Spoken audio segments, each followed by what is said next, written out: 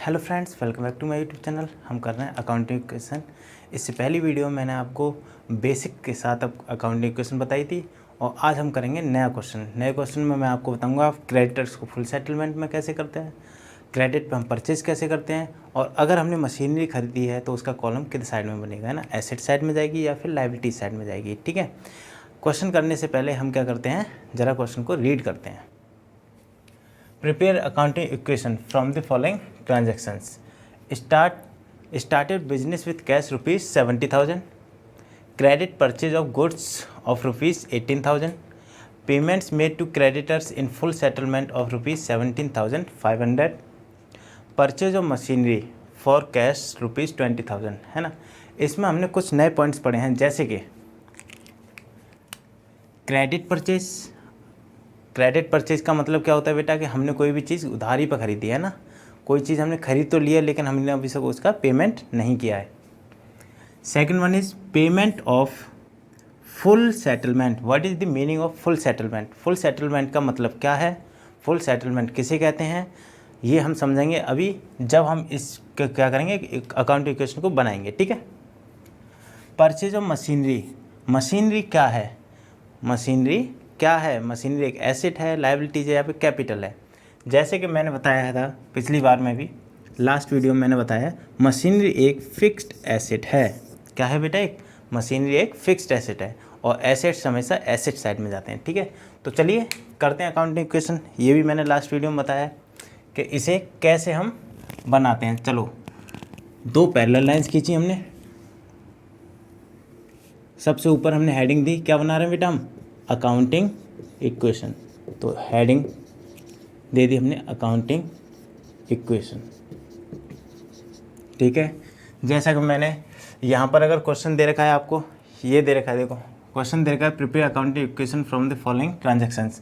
Question जो दे रखा हो आपके पेपर में, आपको वही यहाँ पर आंसर डालना है। मान लो यहाँ पर मेरे में दे रखा है क्वेश्चन नंबर 1, तो मैं यहाँ भी लिख दूँगा आंसर नंबर 1। ठीक है, सबसे पहला कॉलम होता है as you know serial number, then second one is for transactions,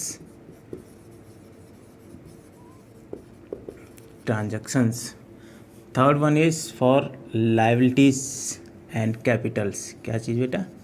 capital plus liabilities, and the rest one is assets, third one is assets। Capital plus liabilities will always be equal to assets, है ना। ठीक है, अब देखो starting करते हैं। कैसे करेंगे बेटा starting? Started business with cash. हमने सीखा है कि हम पहली बार में जो भी इन्वेस्ट करते हैं वो हमारी कैपिटल होती है, और जिस चीज़ के साथ कैश, जैसे हमने कैश के साथ करा, बैंक के साथ करा या एसेट्स के साथ करा या उधारी पर करा, है ना, ये सब चीज़ें अपने साथ चली जाएंगी। जैसे हमने 20,000 का क्या लायबिलिटीज़ खरीदी है, ठीक है, गुड्स खरीद लिए 20,000 के, लेकिन और हमने क्या करा, कैश खरीदा, हमने मशीनरी के साथ भी स्टार्ट किया है, तो हम लायबिलिटीज़ को, कैश को, मशीनरी को, सबको प्लस करके जो भी हमारा टोटल अमाउंट होगा बेटा, उसे हम कैपिटल में लिख देंगे। समझ में आ रहा है? पहली बार में जब हम इन्वेस्ट करते हैं उसी को हम क्या बोलते हैं, कैपिटल बोलते हैं। तो यहाँ पर हमने क्या इन्वेस्ट किया बेटा, started business with cash rupees 70,000। हमने सिर्फ इसमें क्या करा है, कैश लगाया, तो कैश से हमारी क्या बन जाएगी, कैपिटल बन जाएगी। ठीक है, क्या हो गया, स्टार्टेड बिजनेस विद कैश। ठीक है बेटा, कितने का, रुपीज़ 70,000। तो 70,000 की हमारी कैपिटल होगी। एसेट्स में एक कॉलम बढ़ जाएगा, किस चीज़ का बेटा, कैश का, वहाँ पर भी लिख देंगे 70,000। ठीक है, अब ये डिनोट करने के लिए कि ये नेगेटिव है या पॉजिटिव है, तो हम यहाँ पर प्लस का साइन लगा देंगे, यहाँ पर भी हम प्लस का साइन लगा देंगे। ठीक, प्लस का साइन मैं थोड़ा बड़ा बना दूँ जिससे कि साफ दिखाई दे, plus, and this one is also for plus. Okay बेटा। Second one is started credit purchase of goods for rupees 18,000।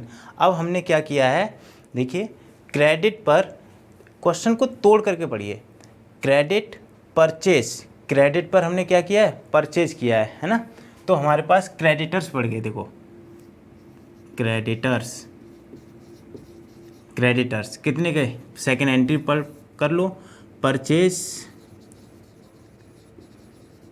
Purchased goods on credit. Credit पर हमने क्या कर लिया बेटा, परचेज कर लिए, तो हमारा 18,000 से बेटा क्या बढ़ गए, क्रेडिटर्स बढ़ गए, एंड 18,000 से हमारा स्टॉक की जगह गुड्स लिखते हैं, गुड्स की जगह स्टॉक लिखते हैं, तो हमारे कितना 18,000 से स्टॉक भी बढ़ गया। ठीक है, 18,000 से स्टॉक बढ़ गया। अब न्यू इक्वेशन की बारी आ गई। न्यू इक्वेशन प्लस 70,000, 18,000 के हम पर क्रेडिटर्स हो गए थे, प्लस 18,000 प्लस 70,000 प्लस 18,000 का हमारे पास स्टॉक भी बढ़ गया। देखो 88,000 capital plus liabilities equals to assets, है ना, हमारी क्या हो गई, प्रॉपर्टी भी प्रूव्ड हो गई। थर्ड वन इज दे रखा है, देखो पढ़ो, payment made to creditor in full settlement ₹17,500। हमने जो देखो ये उधारी पर ख़रीदा ना 18,000, इसको हमने क्या कहते हैं, रीपेमेंट कर दिया। रीपेमेंट का मतलब होता है हमने इससे जिससे लेकर गए थे उसको क्या कर दिया, हमने पैसे दे दिए, कैश दे दिया। कितने का बेटा, 17,500 का। ठीक, फुल सेटलमेंट का मतलब होता है बेटा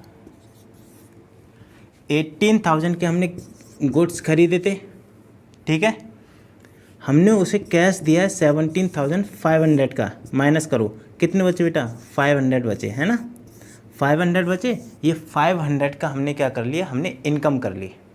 हम उसको वापस करने गए कितने, 18,000, लेकिन हम 17,500 ही घर से लेकर के गए और हमने उससे बोला भाई मेरे पास तो इतने ही पैसे हैं, अगली बार में देख लेना।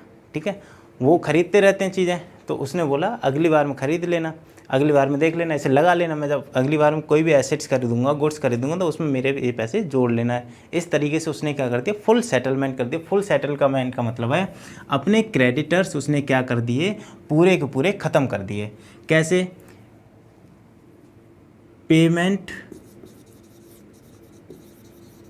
Made to creditors in full settlement. Full settlement में क्या कर दिया बेटा, क्रेडिटर्स को पेमेंट कर दिया। देखो माइनस 18,000 की क्या चली गई बेटा हमारे पास से, पूरी लायबिलिटी हटा दी उसने। कैश कितने का दिया बेटा उसने, माइनस करो 17,500 का कैश दे करके आया है ना, और हमारी क्या हो गया, 500 से कैपिटल बढ़ गई, प्रॉफिट हो गया हमें। 500 का हमने क्या कमा लिया बेटा, प्रॉफिट कमा लिया। अब बारी आ गई न्यू इक्वेशन की। ठीक है, न्यू इक्वेशन याद रखना हमेशा, कैपिटल प्लस लायबिलिटीज़ का सम हमेशा एसेट्स के बराबर आना चाहिए। ठीक है, तभी हमारे क्वेश्चन क्या होगा, सही चल रहा है। चल करके देखें, प्लस 17,500, 70,000 प्लस 500, 70,500। लायबिलिटीज़ बेटा हमारे पास क्या बची, 18,000 में से 80,000 हमने क्या कर दी, उसकी रीपेमेंट कर दी, तो जीरो लायबिलिटीज़ बची। 70,000 में से 17,500 गए, तो देखो 500 तो यहाँ पर बचे, यहाँ पर 2 बचा, यहाँ पर 6 में से गए तो 52,500, और यहाँ पर हमारे पास क्या है बेटा, 18,000 का स्टॉक चला रहा अभी तक, है ना। ज़रा इसे टोटल करके देखें, 70,500 कैश है हमारे पास, 52,500 का, और 18,000 का हमारे पास स्टॉक है। अगर हम इन्हें भी प्लस कर दें तो कितना हो गया बेटा, 70,000 हो गया।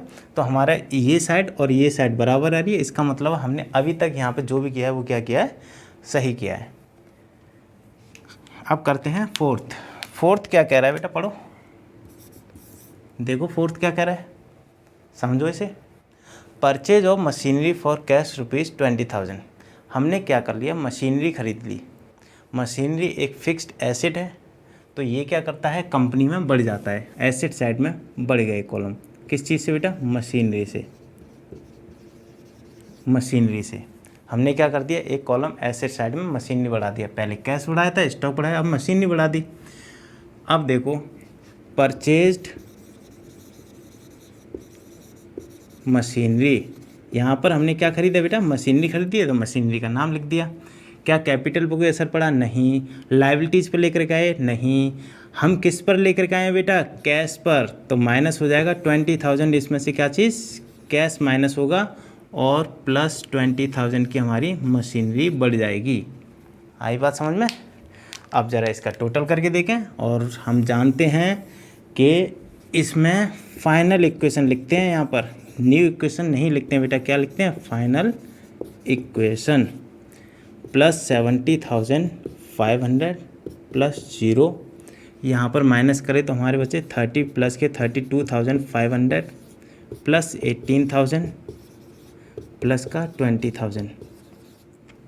अब जब हम इसे टोटल करेंगे तो हमारे इस साइड का टोटल क्या होना चाहिए, बराबर होना चाहिए। देखो 70,500, 32,000 plus 20,000 52,500 and plus 18,000 70,500। Hence proved कि हमारी capital plus liability equals to assets. ठीक है।